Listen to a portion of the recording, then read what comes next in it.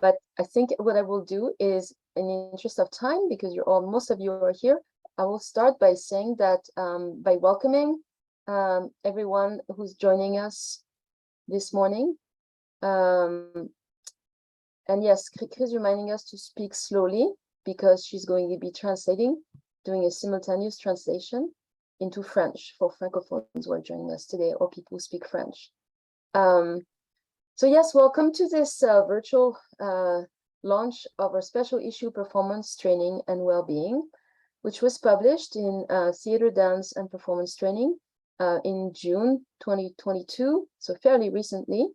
We had launch in Europe in June, and some of you participated in it, so thank you for joining us again. This is a North American launch. We thought we would do it so that we'd be in a different time zone and maybe different people can join us. And also, we're very fortunate that this webinar is presented by the Canadian Association for Theatre Research. And it's also sponsored by the UBC-funded Culture, Creativity, Health, and Wellbeing Research Cluster that I co-lead with Dr. Karen Raghunathan.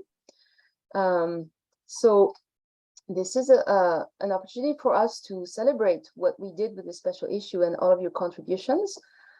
It was co-edited with Nathalie Gothard from the Université d'Artois in France, who cannot join us today, but who was with us in June during the European launch. And so she's happy we're doing that, and she regrets that she cannot join us. So what this special issue has done is, we encouraged everybody to investigate in a critical and reflexive way the cultural, social, political, ecological, and spiritual dimensions of performance training modalities that have the potential to foster, enhance, restore, and sustain the well-being of practitioners, audiences, and other and more than human participants and collaborators. We are especially honored to feature the work of Indigenous and non-Western artist scholars, responding to the urgent need to acknowledge, value, engage with multiple ways of knowing so as to decenter, unsettle, and decolonize Eurocentric paradigms that still inform dominant knowledge systems, and specifically in the academy, of course. And I just wanted to dedicate this launch, ironically, it's a European launch, but there's Jill Carter. Welcome, Jill. So glad to see you. I wanted to dedicate this launch, which is really an international launch, because you're coming from many different parts of the world at different times in different time zones, and thank you for that. So I wanted to dedicate this this webinar and this launch to Rena Miraska, who was the leading actress of Jerzy Gotowski's Laboratory Theater, and who very recently passed away. And several of you who are present with us today worked with her, and some of you very, very closely.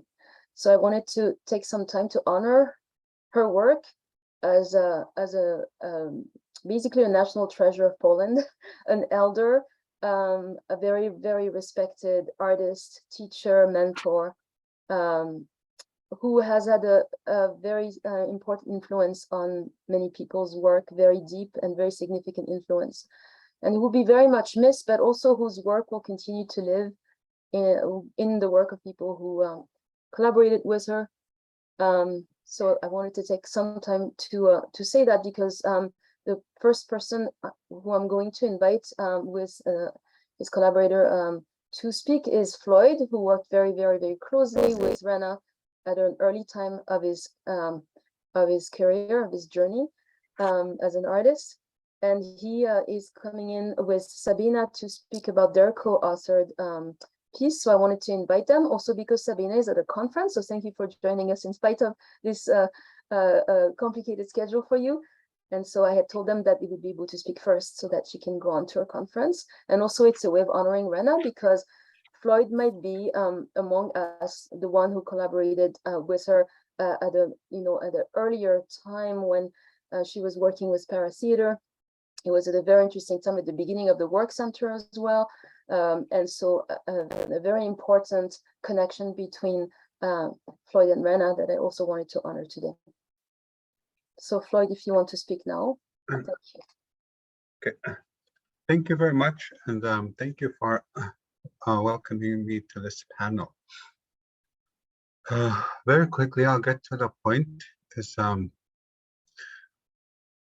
have been working with in the last few years with my Storytellers Performance Festival. Part of the work has been developing a contemporary performance method based on indigenous culture. The base of our experiments has been storytelling. Indigenous storytelling, which has 4 main parameters, which is the audience is close, it takes place in a confined space, use the narrative structure, specialized space, and use of gesture and Plains Indian Sign Language. Those are the main characteristics of storytelling, which is the base of our theater. Any indigenous theater, because prior to European colonization, we had no theater as is known in Europe. So theater came here. So part of our work is grounding theater into this island. And I would say any artist in Canada or North America must go through that process of to be welcomed and through ceremony, ground their performance art into this island. Otherwise, it will always be a colonial force. And so this is what we have been doing. My primary and main collaborator has been Dr. Sabina Sweta-Sen-Podstowska from Poland.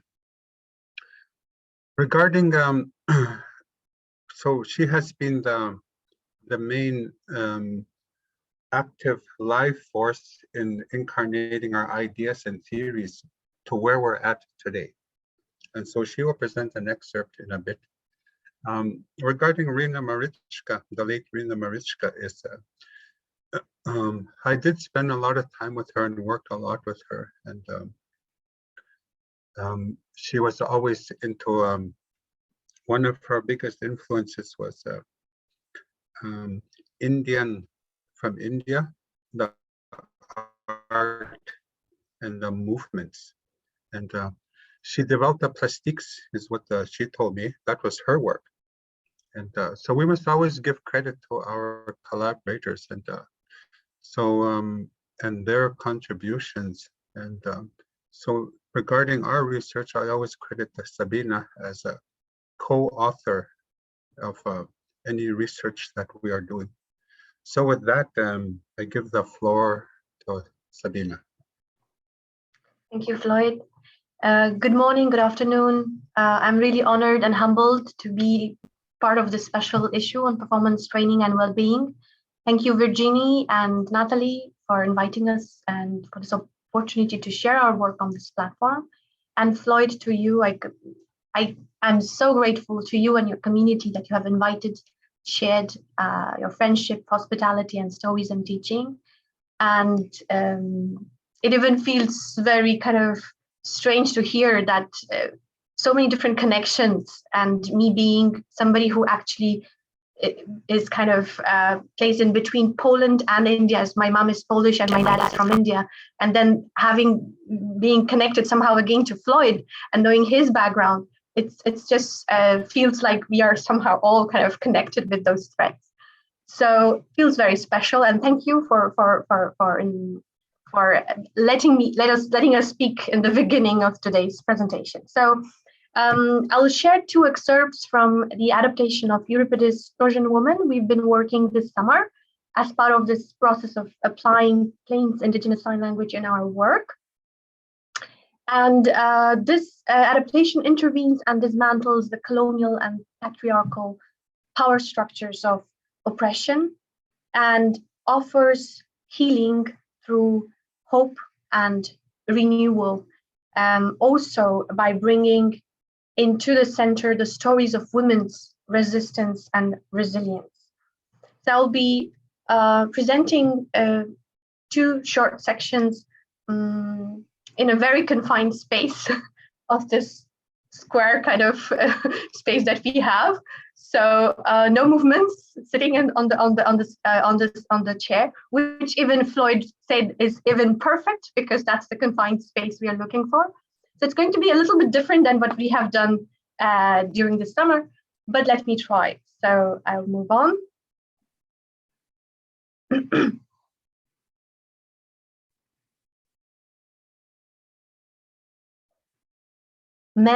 are weak and fall into temptation. And that is why, with our people, it's the woman who pick the leaders and chiefs. As our council transform the moon and the stars, and we, as women, are half of all creation. মেয়েদের থেকেই ছেলেদের জন্ম।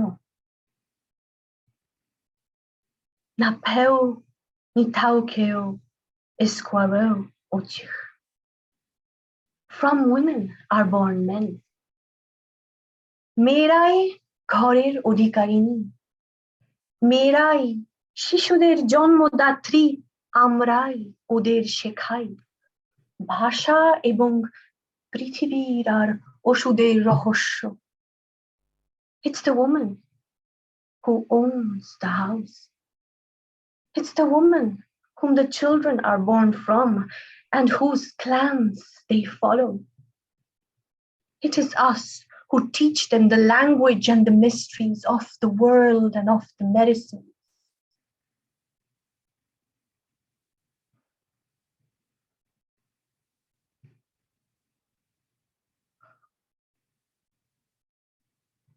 Look, she is a queen, beautiful in the eyes and beautiful in the eyes of the Great Spirit. দেখো, ও সত্যি রানী, সুন্দর আমাদের চোখে আর সুন্দর ভগবানের চোখে। Her feet touch Mother Earth, whose daughter she is. Her crown is made up of the faces of the moon, whose grandchild she is. And from the south, the grandmother Nutuku Atayukan looks down upon her, protects and guides her, as through her wombs the lives of the mothers of the nation will be born. Nimitao Nutuku Atayukan Hasawemiku Wiyao Ochich I Sinu Nitao Kiyu.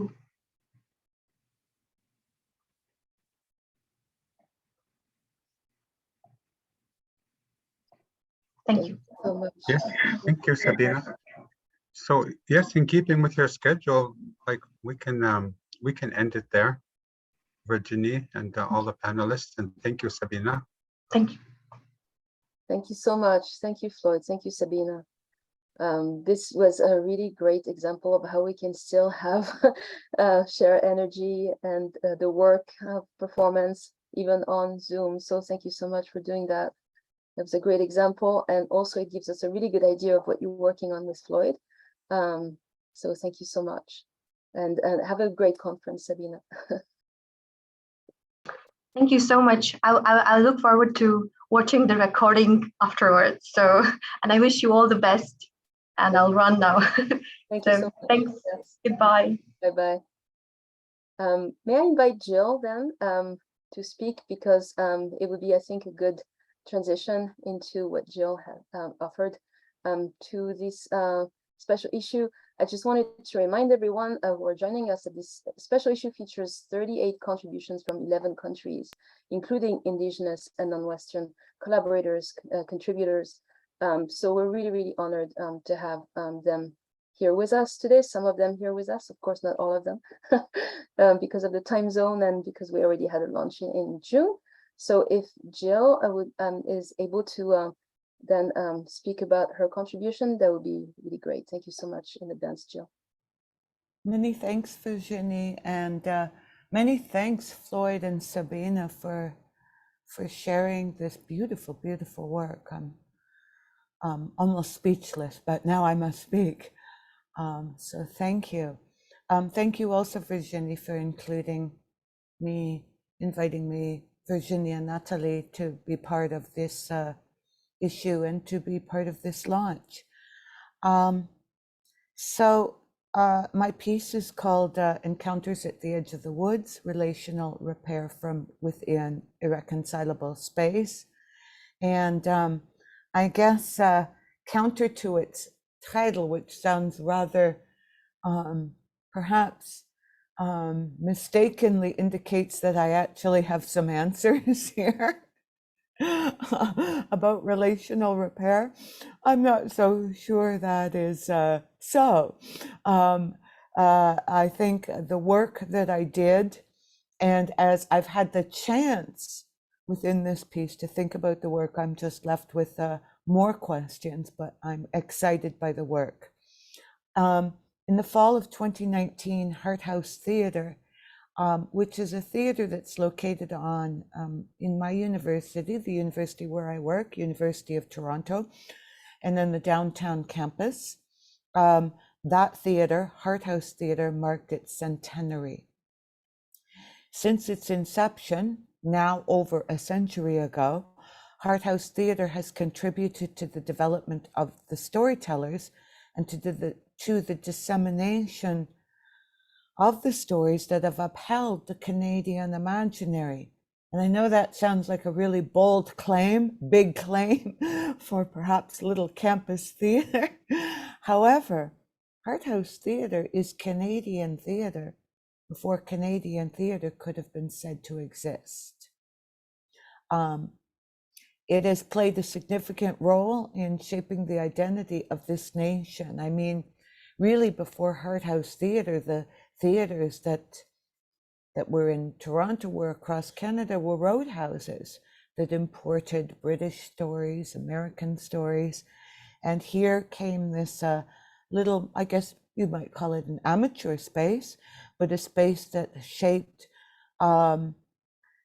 people like William Hunt, Don Heron, Kate Reid. I mean, out of Heart House Theatre and the people and the artists who came out of that came also Stratford Festival, the Crest Theatre, Jupiter, Shaw, and Stratford. So these early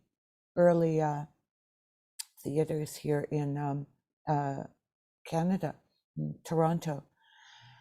Interestingly enough, in its century more of existence, is Shore Creek.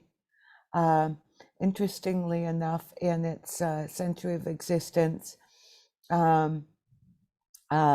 Duncan Campbell, two of Duncan Campbell Scott's plays were produced. Duncan Campbell Scott being a former Minister of Indian Affairs here in Canada, the politician, also a treaty negotiator, and one who now, you know, evidence has come out that very much bad faith treaty negotiator. But here Duncan Campbell Scott, the then poet laureate of Canada, produced a play called Pierre in 1921 on Heart House stage, and Joy, Joy, Joy in 1926. Carol Aikens produced a 3-act play in Red Face, The God of Gods, in 1922, and in its in its century of existence, not one Indigenous authored or performed play had ever been performed on its boards.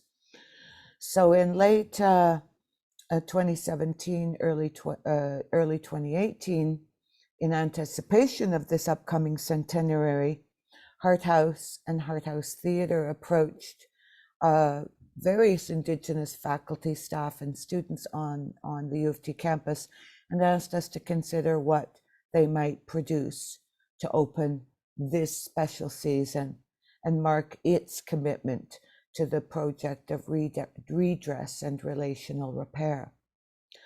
When I was approached, I asked what they hoped to accomplish and whom they intended to affect with this first Indigenous production.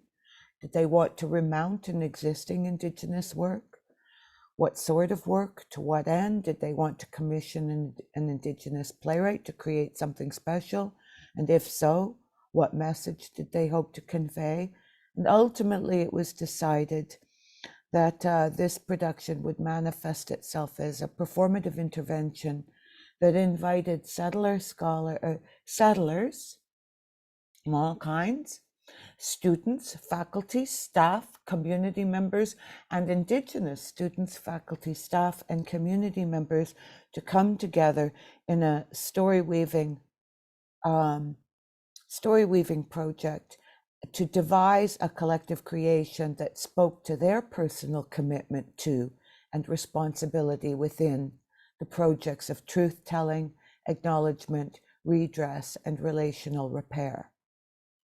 Also, this project was to expose the fraught history of the land that Heart House Theatre sits upon the buried waterway that it sits over, and to consider how this generation of people now living on these lands and working on these lands might do life together and make relationship on these lands and in these buildings and atop these buried histories. So I guess just for the sake of time, I'd just like to say that within this hybrid submission that I have created, that Virginia and Natalie allowed me to create for this piece, my piece sort of realizes itself as a fragmented assemblage of poorly crafted postcards and journal notes as I'm beginning to interrogate a rather blended process. We utilized two story weaving methodologies coming from Muriel McGall and Spider Woman Theatre, and we worked very closely with the late, great, and dearly, dearly, dearly missed Lee Miracle on her own story weaving. She didn't call it story weaving, she called it story work, but on her own methodology, which also is a weaving, craft of weaving. And so we blended these processes and began some crude and initial utilization of working in irreconcilable spaces of Aboriginality, a concept created and developed by Métis curator David Garneau and taken up by Dylan Robinson. And so we tried to apply this work within an intercultural production where at times things might not feel so safe. And because things might not feel so safe, truths might not get told. We might all put our masks on and just kind of push through the work rather than dig in there and dig into the wound. But in these spaces where we could meet separately, do the work we needed to do, process that, and then come together and share that, this was very helpful. It's also work now I do, or that I've learned a great deal from, and I'm trying to perfect it, so to speak, to make it more effective. And I bring into my classes now, into the intercultural classroom, even when it's not necessarily a drama class, but just a class in which we are an intercultural classroom working with difficult knowledge. So I think I should probably stop there. So thank you. Thank you so much, Jill. Thank you for your contribution. I think I'm going to invite John because it would be a good transition too, and also because I don't know what time it is for you, John, but you're in a very different time zone. So thank you for joining us. Oh, thank you. Can you hear me okay?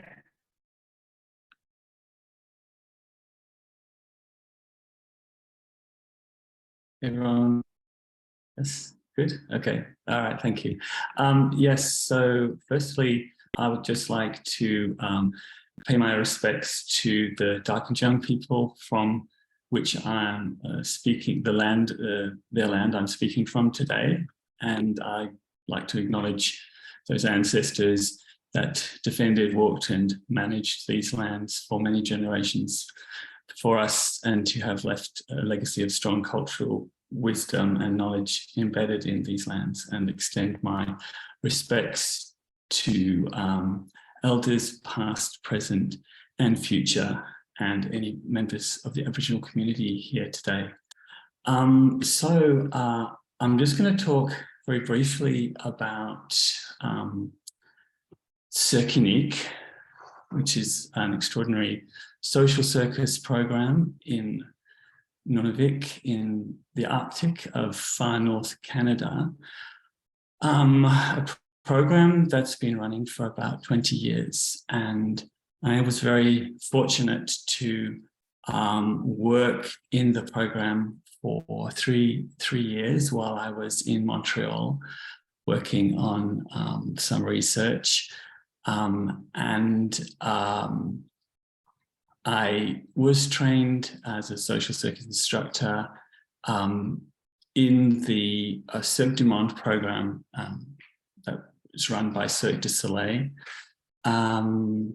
where we, as Southerners, as Kalinat, very unaware of the nuances of Indigenous culture in the far north of Quebec, were, I guess, given some tools to take what we knew as, contemporary circus training, but how do you apply those tools in a completely different culture with completely different approaches to the body, to embodied learning. And so this was an amazing experience for me, probably an experience I feel like I got a lot more out of than perhaps I put into. And this whole article for this incredible special issue, Performance Training and Wellbeing, was really sparked by this experience. And my co-authors, Katie Lavers and Manu Boshu, I'd just like to acknowledge their work on this as well. Manu Boshu was head of Cirque du Monde at the time when I was training. And not many people perhaps know that for many, many years, 1% of the profits of Cirque du Soleil went into social justice and outreach programs such as One Drop, which was a program for digging wells in communities where there was water justice issues, and all over the world, and social circus programs all over the world as well. Funding instructors to go out to those programs, also funding the development of those social circus programs as partnerships in those different countries and communities. Circus was one of those programs. It started in 2002. And what really our article is talking about is how, when it started, it didn't really have a lot of traction. And this was primarily because it was an imported model that came up from Cirque du Monde, the way we were trained, and a model that appeared to work in other communities. But in fact, when it was airlifted into Nunavik, it didn't work. And then the questions were, well, why wasn't there the uptake by young people in those communities? What were the issues that changed and made it become a successful program? And after some time, also self-reflection, thinking about what changed in my teaching as a result of working there, but also talking to other instructors who had worked for much longer periods of time up there, and also to the Indigenous instructors who have come up through the program and now have really kind of taken over the program and formed their own Inuit circus troupe, self-managing their own Inuit circus troupe, which is really extraordinary, called Ian Tupigat. So, you know, based on all that grounded research, you know, what things changed, and so the title of the article is really about the decolonization of our teaching, the way we had to dismantle our colonial approach to teaching and take on board how the young people we were working with wanted to learn, and so it was really an incredible experience in the sort of dismantling of our own teaching practice and then putting back together our teaching practice and responding to how the way that the program was run changed. So in 2007, after a hiatus of a couple of years where the program was disbanded, the Kidavik regional government took over the program and said, okay, well, we really need to run it in the way that we want to run it, which is not just teaching circus skills and this emphasis on you know, developing these skills and but also telling Inuit stories, asking the members themselves of the program what they wanted to do and how they wanted to do it. And so within that, some elements came up that I think I'll just briefly talk about. The kind of points that really came up were three areas. One was non-linear, non-hierarchical circles of learning. The circle is a really important learning space for Inuit young people. The emphasis on peer mentoring. So we began this whole program of developing junior coaches who then became senior coaches who now have taken over the program. And developing extended relationships between, you know, trainers, for want of a better word, and trainees that go beyond just what's taught in the workshops and extend to shared cultural exchanges outside the workshop setting. So to give an example of this, a day would arrive where you would be in the studio ready to work, and young people, it's not happening today, we're going hunting. That's what would learn on the land, and it was as important as you know, it was important as sticking to the schedule and working in the studio and developing our performances. And those were equal in terms of learning for them. So that's basically what we're talking about in the article. We talk a little bit about the cultural and social context for all of this, which has been well documented elsewhere. The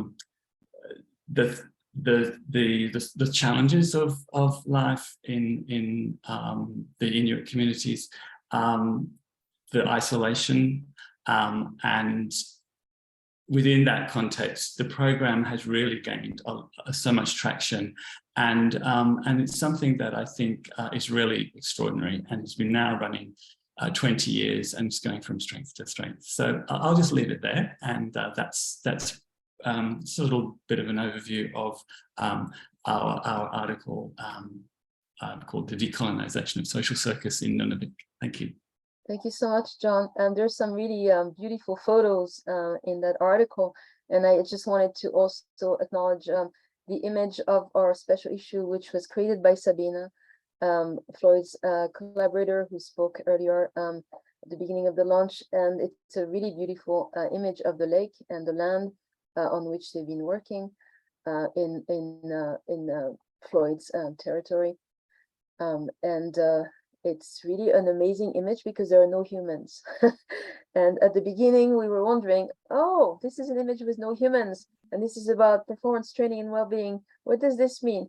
But then it started meaning a lot to me, especially after reading Floyd and Sabina's contribution, in which the lake and the land are very much agents, have agency, and they're teachers, and they're really some of the most important, members of that community. And without them, their work would not be happening the same way. So it's also a nod to, I guess, indigenous ways of knowing that have been around for a very, very long time, and that speak to what new materialism and posthumanism is now taking up fairly recently, relatively recently, without acknowledging indigenous ways of knowing that actually have been, very, very significantly, dealing with non-human agency and honoring non-human agency and engaging with non-human agency, because that's part of, how knowledge comes to be. So this special issue is really indebted to the lake and to that image that was created by Sabina during her work with Floyd. So I wanted to thank them, even though I know Sabina is gone already, but thank Floyd as well for that. Marco, I wonder if you might be willing to speak about your piece, but also to speak about Rena Mirazka's piece, because what happened that was pretty amazing as well is that Marco was able, through his relation with Rena, to ask her if she could contribute something, and she chose to speak and to record her voice. And so her contribution to this issue is her voice, her spoken voice. And to me, it was another way of integrating into the special issue other ways of knowing. So orality and speaking, and within that, the importance of how performance reaches us in so many different ways, whether it's through images, through sounds, through movement, and in this case, through the voice of Rena Mirazka. And this voice is with us now through Marco as well. So Marco, please, can you share a little bit about your work and also what Rena contributed to the special issue? Yes, thank you. Buongiorno, Floyd. Now I have, because I saw you in the Found of Rena record, the photos of Paola Torricelli. So now I recognize you from the past to the present. Yes, buongiorno, buongiorno. Ciao, buongiorno. I think that the voice of Rena is not in me in this moment, but is inside of the art of everybody, of every people that touch her work even for 1 minute or for 1 second. The school of Rena is people that went to her. Everybody, we are like her hair, because we met her for 1 moment. And we have this seed, or if I can say in different way, connection to my research, some movement inside that she gave us with the technique of the movement, for instance, the plastic, or the action, or the hatha yoga, or the song of the music. We have this movement inside that she gave us, interior movement. Now I don't speak about energy. Energy was when I was in university, was a term in 2000 that was, everybody says you have to have energy, energy, energy. Rena's as well sometimes say to me, energy, energy. What is it, is energy? I don't know. So I don't call energy, I call movement. Rena gave us this movement. Rena was a great, I don't know how to say, artist. She doesn't want to call herself artist, creative person until the end. In her text, she spoke about the springtime, and because it was the time we were outside in her place, and you have to listen so much what she said, but much more to work in her direction to understand. One of the last things that Rena told me, and she said, I show her my new research in ritual performing arts, in this little iPhone, and she had a problem of eyes, but she looked at this and she said to me, "Which color are you?" And I said, "Rena, which color I am?" In this moment that I'm working not only in the ritual performing arts, but in the video project, the color becomes very important, not only to choose the background to give some feelings to the video, but which color am I? Because the color is movement, so how I move. And then, for instance, I'm going to the red to the blue. And something that Rena said in poetic way, she has her own language. Could understand, we can understand if we continue to move in this direction in our way, as I'm doing now. In August, I'm not in Wrocław, I'm in Lithuania. I closed the SUN, the School of Rena Mirecka. I take this responsibility, and I'm working alone, independent. One of the things that Rena, I think, gave to everybody, the freedom to choose what to do. Freedom. You are free to go or not to go. Go or no. Follow your path. Don't repeat. And I met Rena in 2004. And 2004, I was looking for the technique, and I was looking for the love.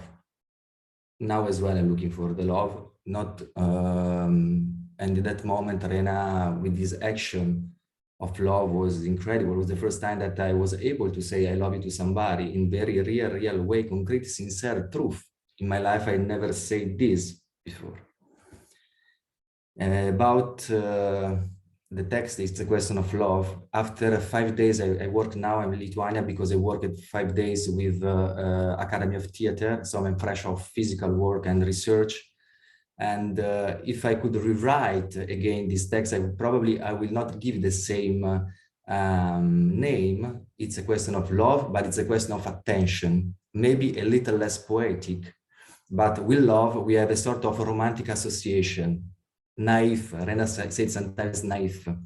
So what is it, this love? In this moment, love, with my work as well, with kids and teenagers with difficulties, attention, to give attention. Give attention with the training to the body. Give attention to the body, to the partner. How she or he is moving. Attention to the space. So this is attention. Grow up this attention, and then from the action, give attention to the action, to the dance, to the text. Grow up this attention, go inside this attention, go inside, and express this attention. In this way, I'm working to try to feel or grow up this kind of attention with the training that Rena passed to me, that I'm elaborating, trying to stay in the tradition, but to be creative in this way. I spoke, for instance, about workflow. So from the plastic, for instance, from one element to another element to another element in a flow without a dot. Flow in the composition. After could be, and this is the research, I'm not now, is it possible, the objective workflow, association to each element of the plastic that could be understandable for everybody. So here we have a question about the intimate association. So I think that we are speaking in this moment about the heart center or cardiac center, because if I use a heart, we are going to a romantic place. And I prefer so to not go in that way now, to go to the cardiac center, where are the feeling, much more like in the Eastern theater of Rasa, and objective workflow. And after, especially with the organic movement that I created, thanks, I can say to Rena, I have a little story about this. The organic movement, I work a lot on the rhythm. And in this way, if we are together in the same rhythm, we can find in some moments some reciprocity. We dance together in the same rhythm. So we are one body. And if we are inside the rhythm and we discover some kind of pulsation, we are inside the rhythm in the space. So we are in continuum because we are moving in the space like one body in the space. And this is attention as well. The organic movement I discovered because for me to do the plastic was very, very hard. All the time was impulse, impulse, impulse. And what is it, this impulse? You look at Rena, it was, I don't know how to do. It was a master. One day she said accent. It was much more understandable for me because accent was with the rhythm, was something concrete. Impulse was not so concrete at that time. And I went to Rena after a lot of days, hours doing the plastic. I went to the place where Rena lives with this place for all people. And I said, Rena, could I change the plastic? Could I not start from the head, but start from the feet? Because the plastic has a score precise that she gave me to do from the head to the feet.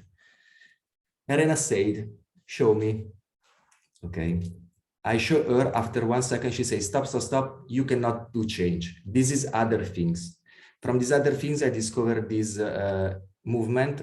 Today, I changed from exercise movement because exercise go to the sport, to the gym, and I don't like the situation. So I went to the movement.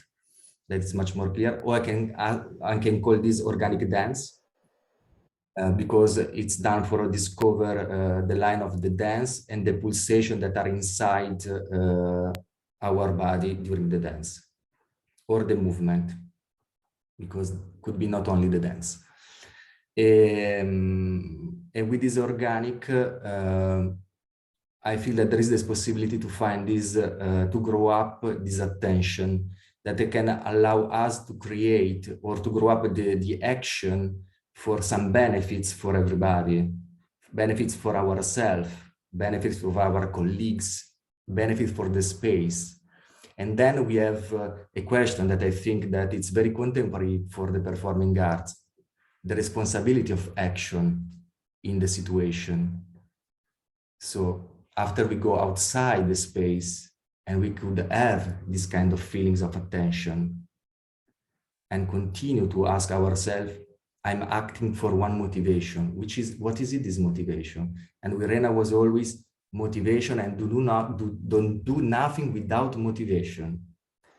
And I think that the main motivation is the love and to know the love, this attention that we need. And so, yeah. Thank you, Marco. Thank you so much. You know, I think that this is really helpful to understand also how you're continuing, you know, to work now. And so, yeah, sending you really warm wishes for that, because we know it's a big responsibility at this point in your work to continue and to do your own on your own path, which is what Rena probably, you know, would want you to do. Obviously, that's really important that we all have, you know, our own paths. And, you know, because you were talking about dance, I know Jessica is at a conference as well. And so I wanted her to take over now because she's going to tell us about dance as well. Thank you, Virginie, and thank you so much for your support and during this process, and also to Natalie for the support and for putting this all together. And I want to say congratulations to all of you for your incredible work. It's such a beautiful opportunity to hear about your work and contributions and the collection that has been created. So my deepest gratitude for all of you for being here and for being and humbled to be a part of this collection. My name is Jessica Raiko. I am an assistant professor at Wayne State University, which is located on Wiyuwa'utun land, the ancestral and contemporary homelands of the Three Fires Confederacy, also commonly referred to by its settler name Detroit, Michigan. It is sovereign lands granted by the Ojibwe, Odawa, Potawatomi, and Wyandot nations in 1807 through the Treaty of Detroit. Today, I'm going to talk a little bit about an article that was co-written actually by myself, my colleague Allison McCall, and two graduate students we collaborated with, Ethan Williams and Lindsay Stiegler. So I wanted to bring their names into the space, and they are here with us along with me. In this paper, we reflect on our efforts to co-create Wayne State University's sort of first foray or a company-based approach into integrating digital media into dance performance. And this occurred in fall 2020 when the dance program learned that it would conduct most of its academic year online due to the COVID-19 pandemic. Those of you who teach in academic institutions may be familiar with that experience. And it was an interesting time to do that because there was a lot of institutional pressure to sort of build a technocentric solution to student retention, and that being the mantra by which we were asked to build out some sort of training apparatus for students. But we really worked hard to design this virtual dance collaboratory. We called it Virtual Dance Collaboratory as a provocation towards ethical approaches to digital media training that prioritizes student well-being, student-led leadership, and collective learning models, and sort of evades or tries to push up against what I call techno-neoliberal or technologically enabled neoliberal ideology, which was complicated in a space of academia where you have layers upon layers upon layers, especially when you engage technology. There's a lot of navigating that happens. And just for context, a lot of our students come from a private studio model. So there is also that sort of history of sort of more of like a neoliberal training to work model that students are quite indoctrinated into quite before they come to us. So instead, we've prioritized artist collective models, pedagogical models, in which technology could expand the artistic approaches based particularly on student needs and desires. And our approach reflected processes used to write that consisted of, sorry, I'm just going to read this moment because I lost track of my thinking. Our pedagogical approach and reflective process used to write the paper that we present in the special issue considers how technology functions within systemic neoliberal and neocolonial institutional practices that both have militaristic ties, as we may know, but also the ways in which technology in the educational system tends to get excited about thinking about students as a product of labor, where the student work that comes out of these technological spaces are used to promote the university. So here I want to also emphasize that our particular classroom environment exists both within a highly industrialized city that itself enacts rich practices of actively resisting sort of technologically enabled agendas.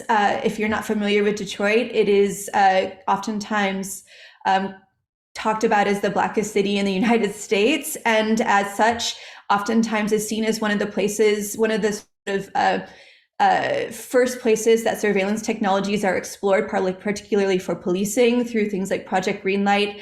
And another technology called ShotSpotter was recently reapproved for a $7 million to bring that back as a sort of to recontract that out, which is also a new form of surveillance technology that continues to be placed upon the community. So it has a sort of particular relationship to technology, which we are actively acknowledging in what we do. And then it also has, we have an institution that sort of really is invested in that sort of neoliberal agenda and thinking about students being professionalized towards active work in a sort of capitalist society. So there's a lot that we're working against in this space, and then also adding in this layer of technology. And so we unpack this a little bit, our process of engaging students through that practice, but also meeting them where they are, and finding ways to sort of introduce this to them in a way which is complicated. But one of the things we highlight in the paper is that the timing of this was actually really significant to our ability to really kind of deconstruct some of these things in the classroom and these are all undergraduate students, by the way, because I forgot to mention that. So early in the writing process, my colleague Allison pointed out that COVID-19, the pandemic itself and the way in which it impacted our academic institution became a key, what we called anti-hero, in making the case for structural flexibility and socio-political dialogue. Coincidentally, our desires to foster a space for ethical collaboration coincided with a very real impact that COVID was wreaking havoc on most of our everyday lives, particularly in the city of Detroit. And in a non-pandemic academic year where we weren't dealing with the massive shifts to the basic structure of our academic institution, we might have spent considerable time and effort strategizing how to build a course that questions normative, cultural, political, ethical, and aesthetic practices, particularly around technology. However, due to no merit of our own, COVID was effective in galvanizing students towards the goal of facilitating individual and collective well-being. And so I feel like I wanted to acknowledge the temporality of that moment and what it afforded us to do.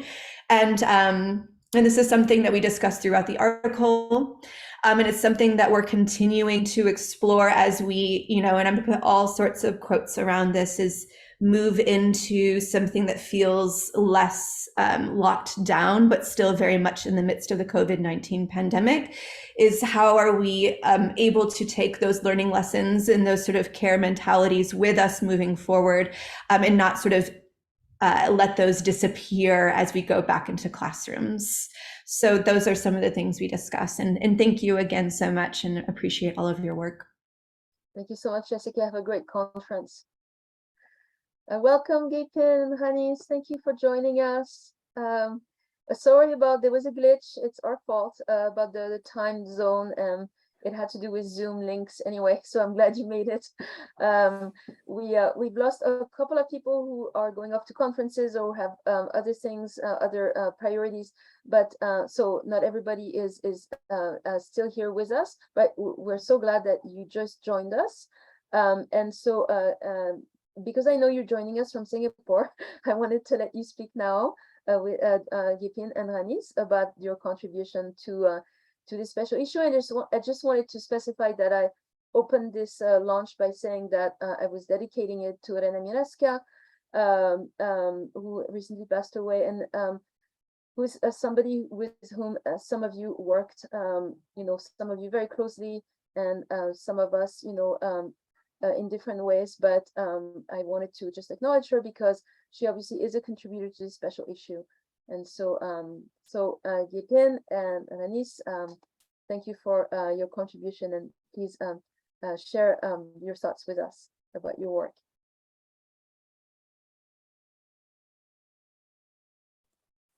Thank you, Virginie. Sorry again, I think it's also from our part. We mess up the hours. Any case, Lenise, you will go ahead first.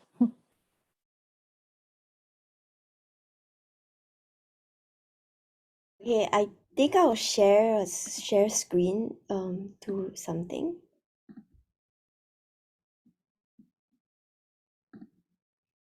Okay, so when Gapin and I wrote the essay, and we were talking about cultivating wellness through performer training, and we divided our essay into two parts, and one of them was the training on the body, which we accessed through the use of Tai Chi Chuan, and also the training of the voice, which we accessed through singing.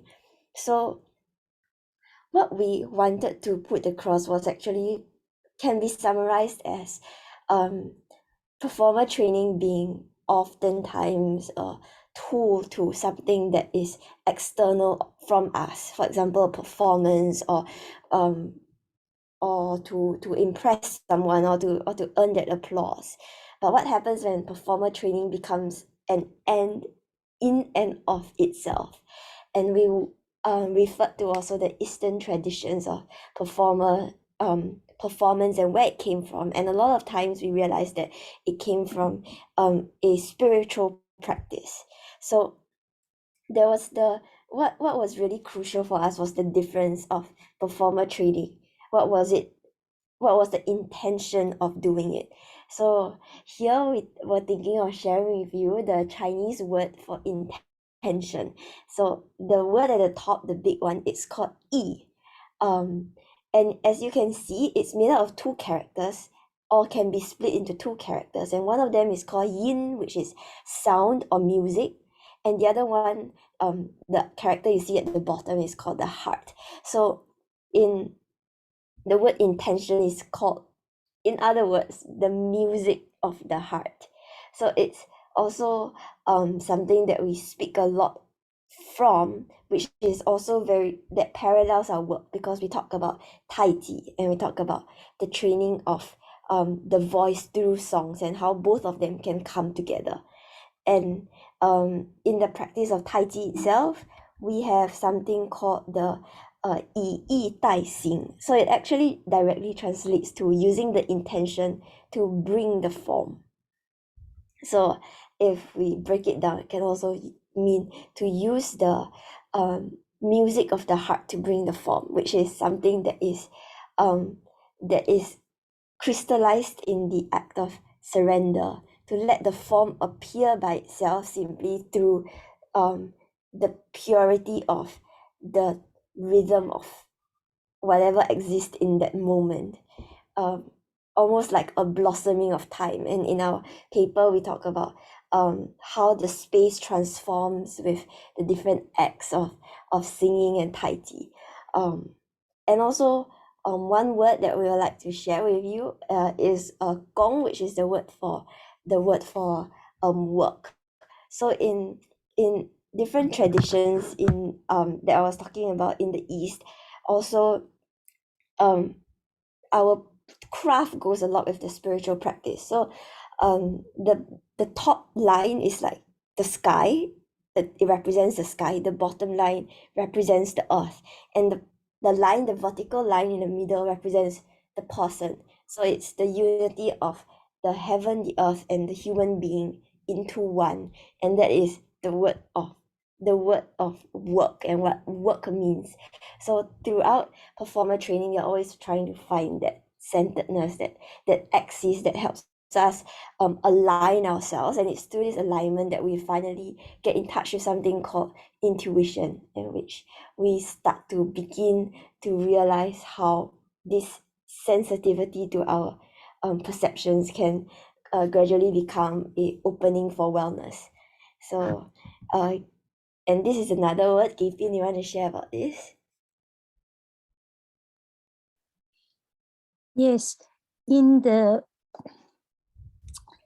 we have another word in Chinese called 酱, which is made up again, like Annie said, very very good that she made this up, meaning to draw it out, so that you can see that the big character artisan, which is 酱, which is made up from a toolbox, like a toolbox, and inside is like an X.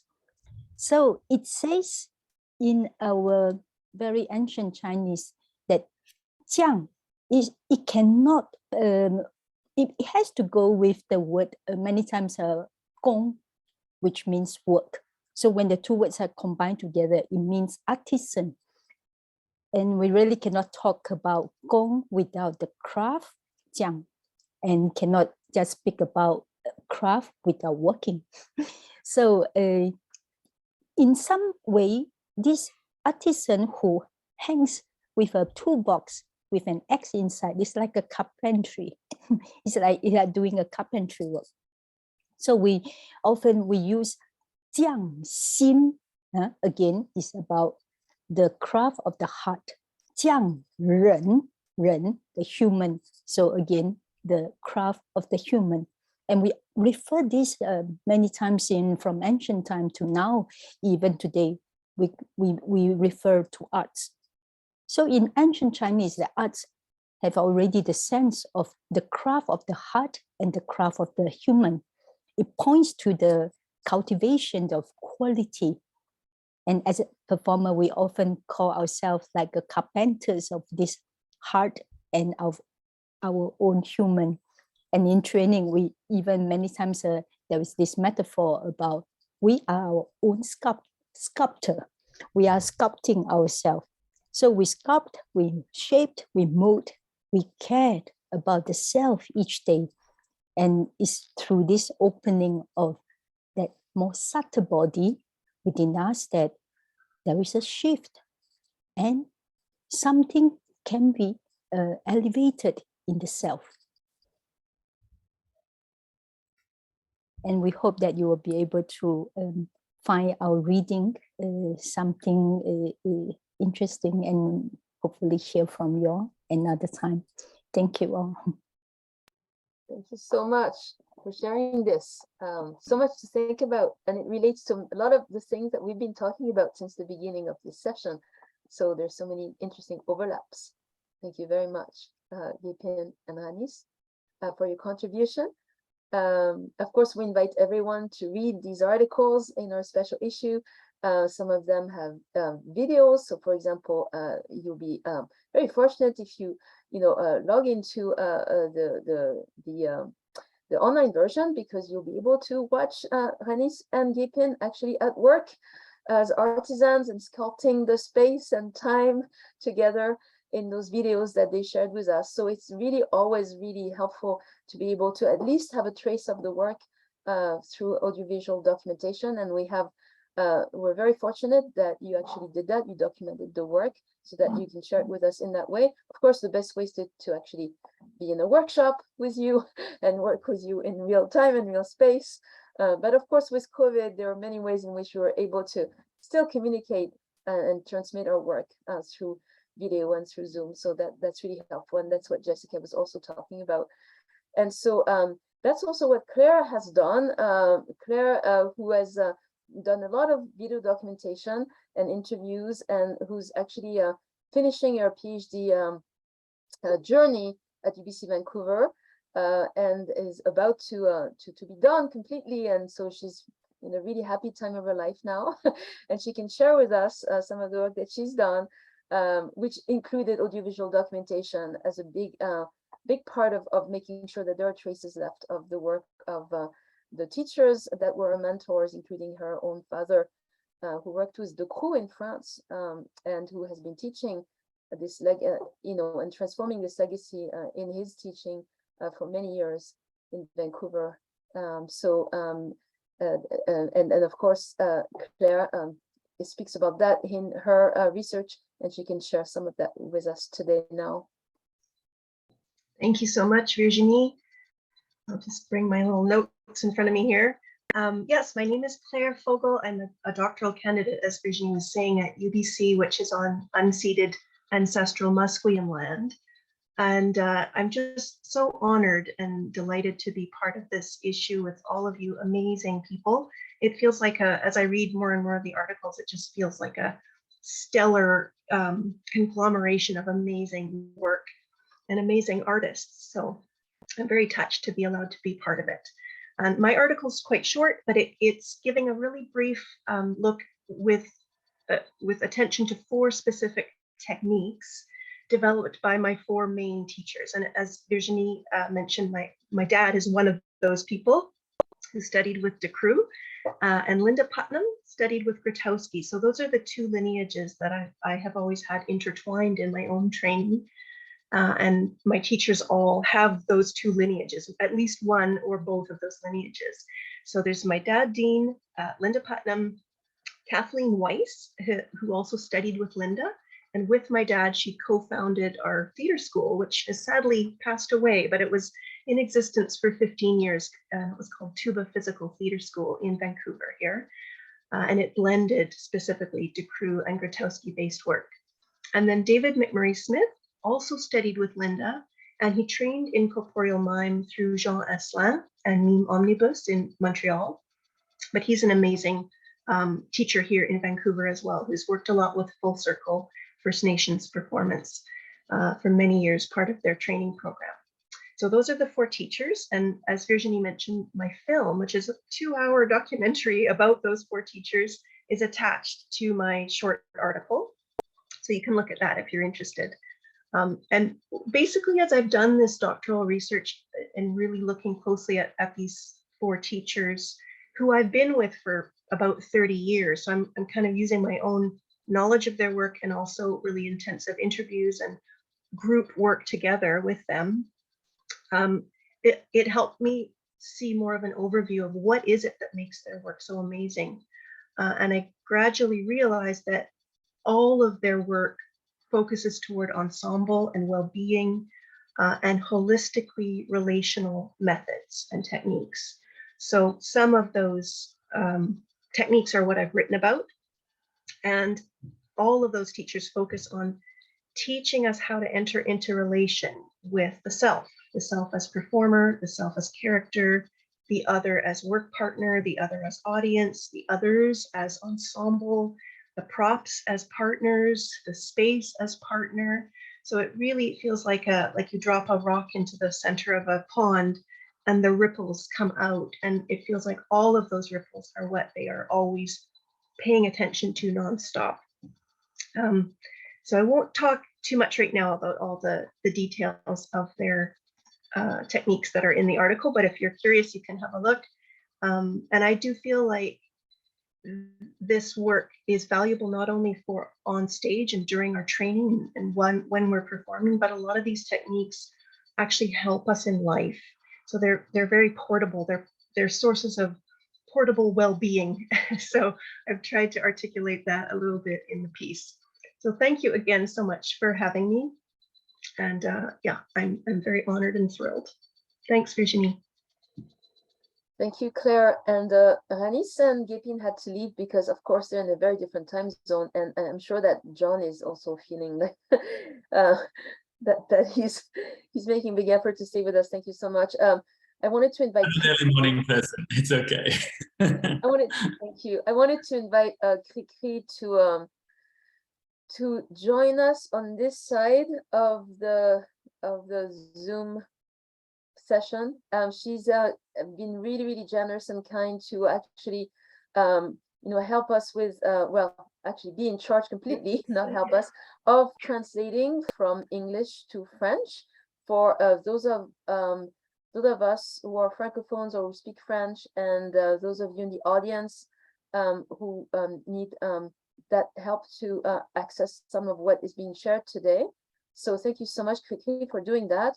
Cricri is a contributor to a special issue as well, and I'd like to invite her, if she can join us now with sound, to speak about her contribution, and maybe she can speak also to the work of that she's been doing with Sandra Fraley and Karen Barber, who also had a contribution but weren't able to join us because she knows their work very well, and she helped them with being able to actually be part of this this special issue.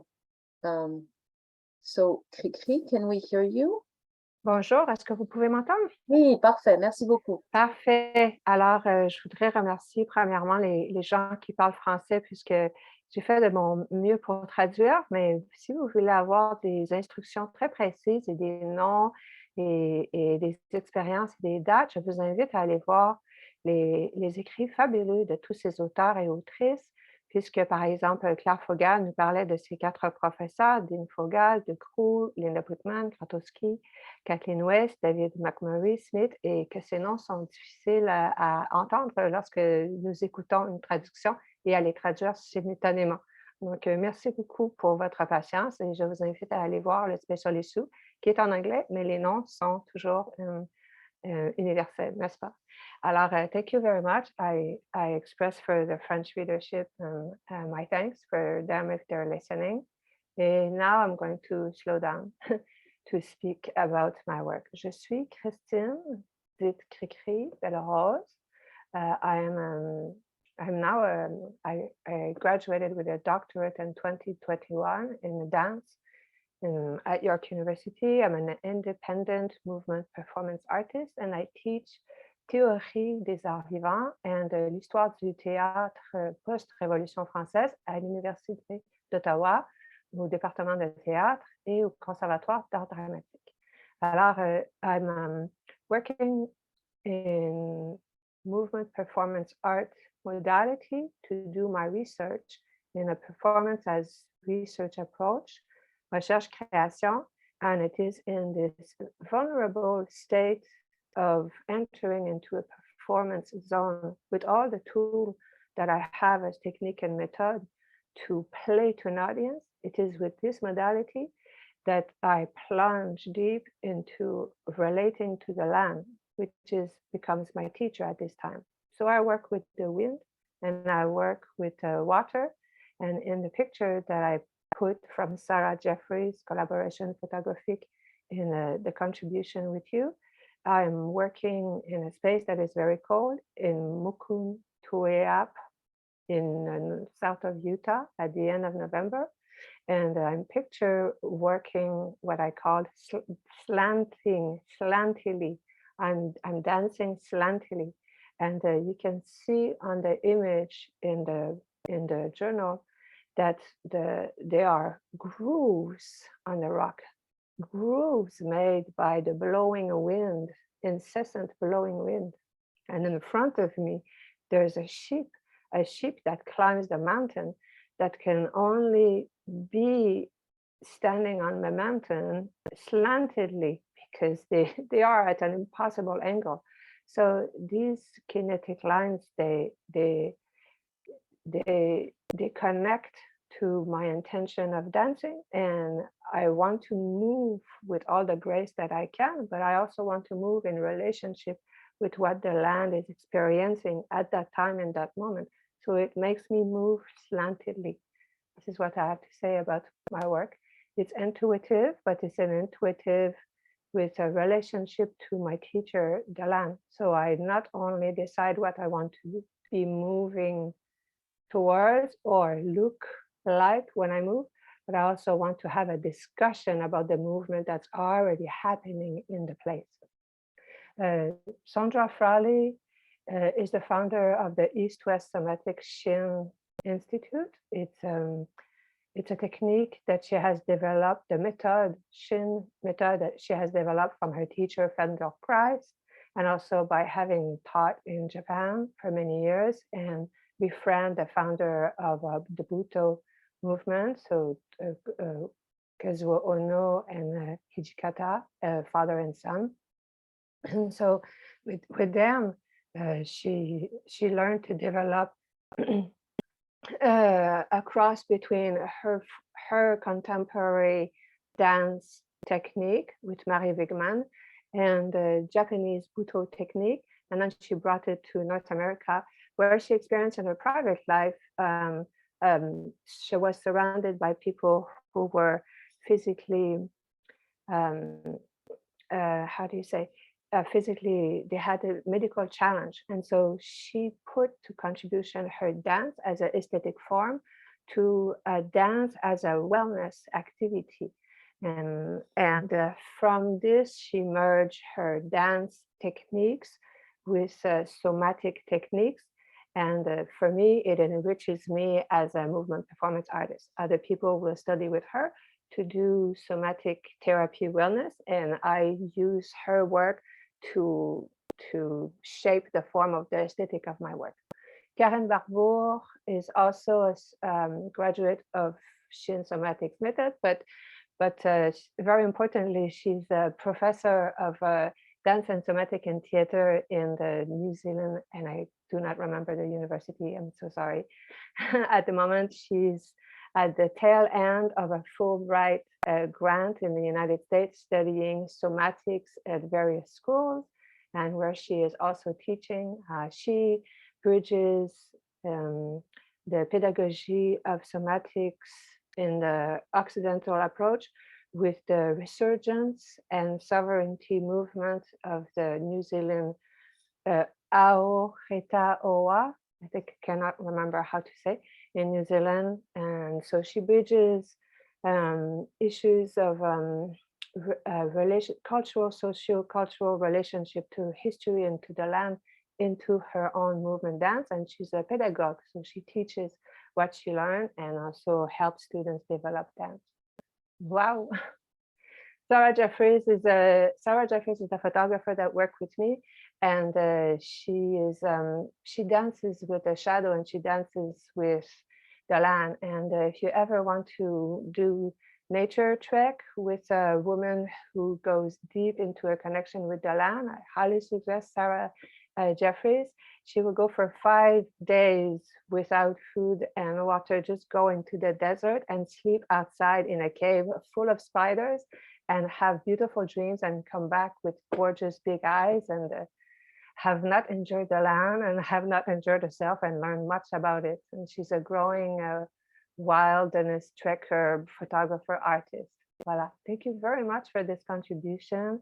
I did my best translating your work, and it's an honor to be part of this movement. Virginie Mania, Nathalie Gautard, who's very busy with les terrains art vivant en France en ce moment, and my gratitude to the interchange between all cultures that we form together, from settler colonial people looking at the tradition of European theater, but also deeper roots that we have, and also with indigenous theater who are bringing together teachings from their own theater tradition, storytelling tradition, to enrich us, to enrich themselves, and to enrich the readership with the intermeshing of our work. Merci. Thank you so much, Kiki. So this is the end of our launch. I wanted to thank everybody for spending this time with us, our audience members, Kiki for the translation, and I also wanted to encourage everyone to check out the issue, because of course this is only a few of us, and we spoke very briefly about our contributions, and I just wanted to say that as with Kiki, I also contributed a speaking image, which was an embodied and oral land acknowledgement that I created when I was I was at Pearson College, which is a school that I attended when I was very, very young on Vancouver Island, and I went back as a teacher of theater, and it was the lockdown, the first lockdown, when all the students were sent back, students from all over the world, and so I was alone almost on that beautiful campus for many months, and I was visiting again, like renewing my relationship with the land there, the territory, the ancestral and traditional territory of the Shin people. And I created this land acknowledgement, which is a performance without words, just movement, and also an oral acknowledgement, which is only audio with only words. And there are two companion pieces that are very short, but that I wanted to share because I had never learned about who were the students of the land when I was there as a young student coming from France. And I'm now teaching at the University of British Columbia, Okanagan campus, on the ancestral, traditional and unceded territory of the Circus people. And I've learned about land acknowledgements and how important it is to acknowledge that, our indebtedness to the stewards of the land. And I was never able to do that at Pearson College when I was a young student, because I was not told and I didn't know about the colonial history and the history of Vancouver Island specifically. So I researched it and I created this oral land acknowledgement, providing the history, the colonial history, but also the history of self-determination and sovereignty of the Shin First Nation, who have been reclaiming the land and creating a relationship with that international school, Pearson College. And so it was a way for me also to be in relation, as Kriki was saying, with the animals, the land, the ocean, a really, really powerful place, and to be able to give thanks through a land acknowledgement, which was a form of healing in some ways for me. And I'm hoping that it's also an invitation for every one of us to be able to do that on the territory where they are residing, living, or where they've learned things about performance, about training, and about the importance of being in relation with one another, and not just with human beings, but also with all our relations.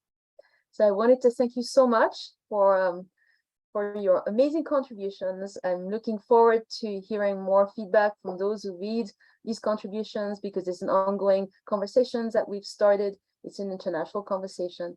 So thank you so much for joining us today. Thank you to our audience members, and best wishes for your ongoing journey into all your projects and all the work that you're doing. And I hope that we gather again in the future to share more thoughts about the work you're doing.